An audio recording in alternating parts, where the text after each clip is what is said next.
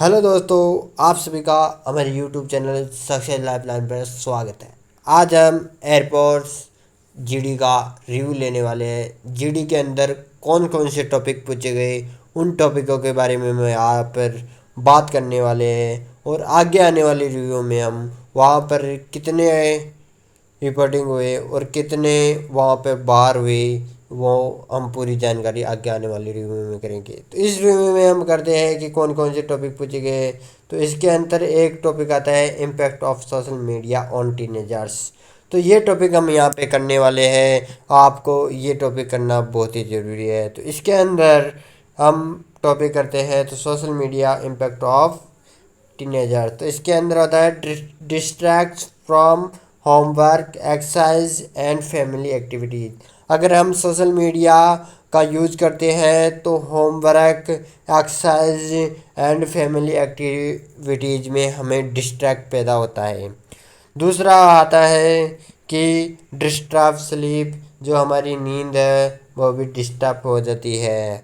तीसरा आता है वह lead to inform to that is wist or not correct.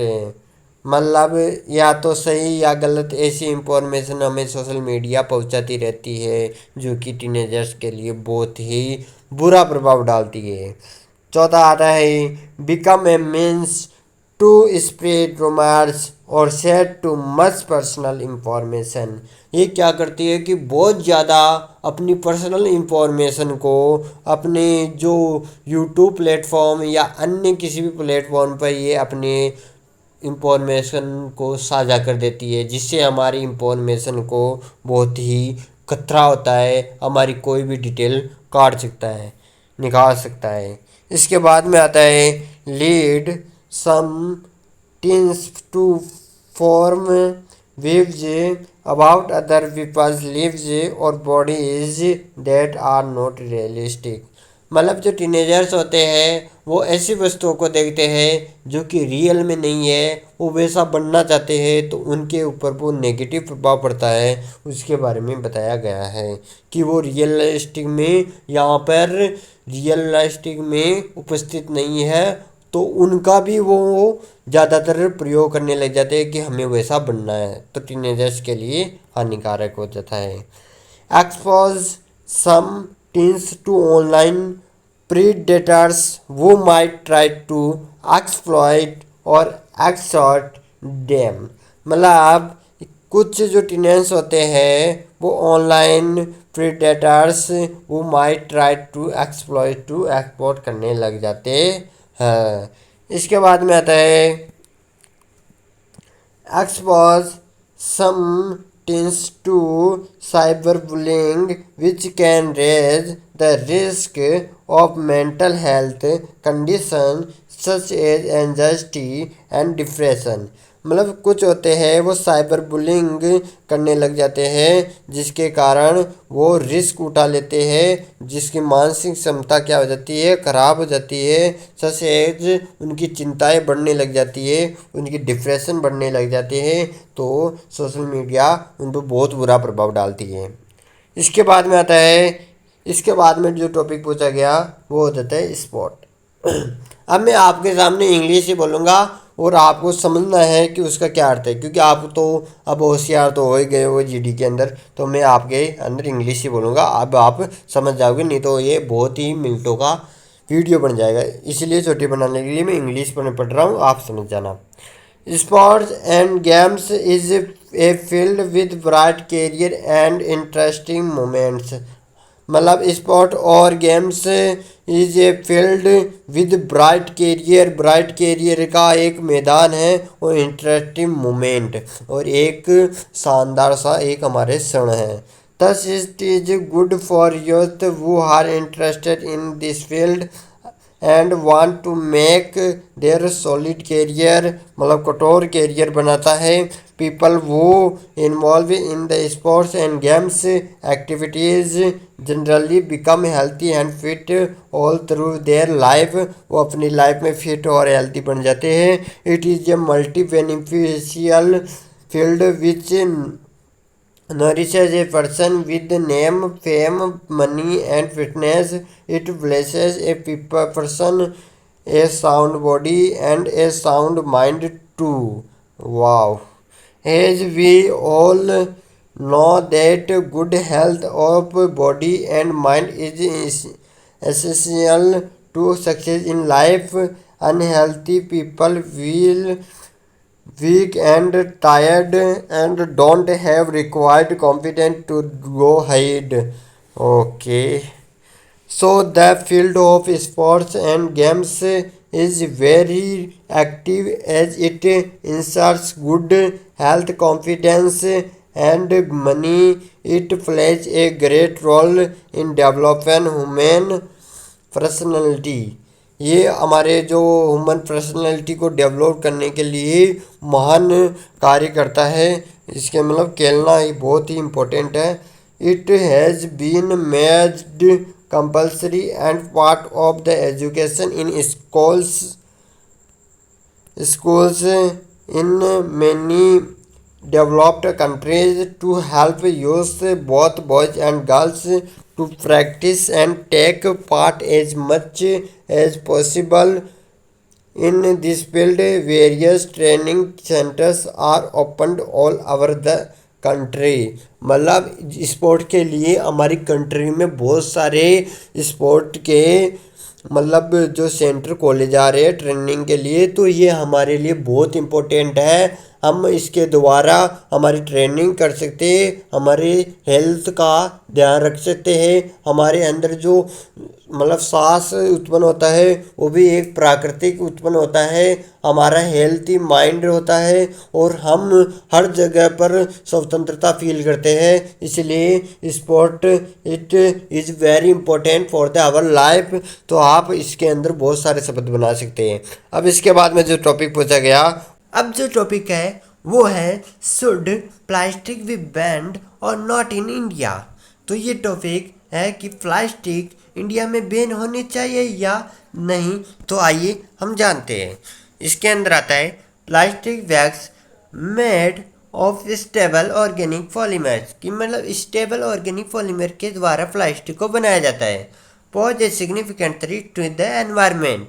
These long chains of carbon atoms are chemically stable, making them resistant to environment breakdown. Okay, मतलब carbon की लंबी chain के द्वारा इसको बनाया जाता है जो कि एनवायरनमेंट को ब्रेक डाउन करने के लिए बहुत ही हानिकारक है। इसके बाद despite there industrial importance and affordability, the environmental impact of plastic bags is become evidence. The non-degradable waste from years of plastic use is now causing pollution in the air, water, soil, and every part of nature. Plastic bags take hundreds of years to decompose, contributing to land and water pollution globally. तो plastic के बहुत ही हानिकारक प्रभाव है जो क्या इस प्रकार से है कि एयर पोल्यूशन हो जाता है, वाटर पोल्यूशन हो जाता है, सोइल प्रदूषण हो जाता है। It is the excessive use of plastic introduces them into our food chain, posing health risk such as organ failure and respiratory distress. Animals, both on land and in river water, unknowingly consume plastic, leading to blockages and respiratory failure. Marine animals, मतलब जो मछलियों की तरह animals रहते हैं, पानी में जो रहते हैं, often die from entanglement in plastic waste. Additionally, plastic bags accumulate in waterway, clogging drains and sewers, resulting in disease vectors and reduces oxygen supply to aquatic animals.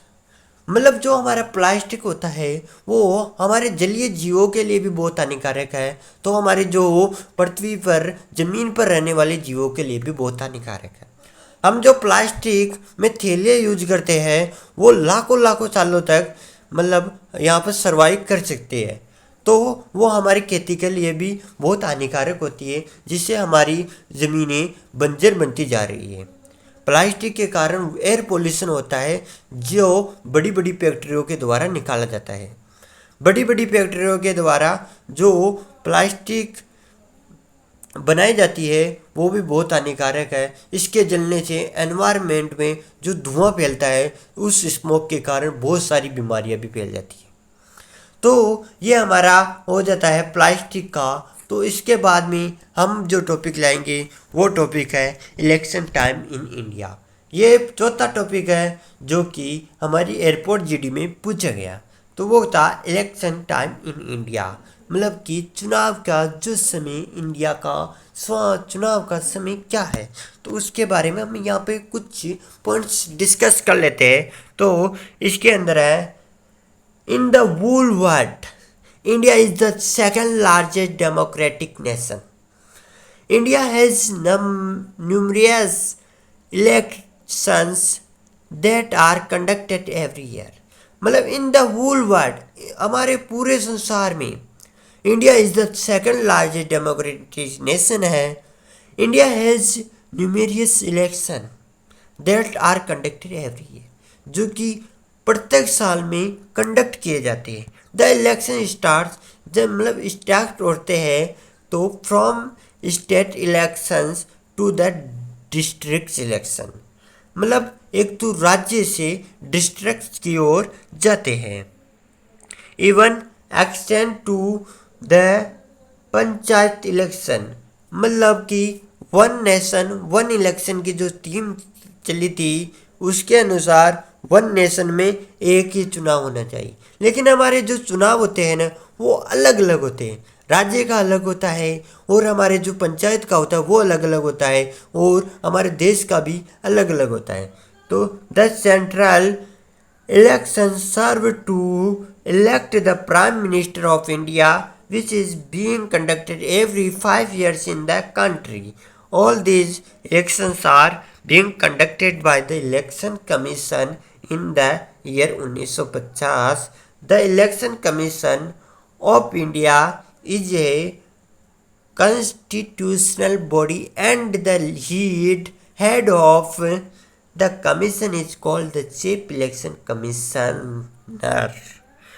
The Election Commission is the agency of the Indian government responsible for conducting free and fair elections in the country.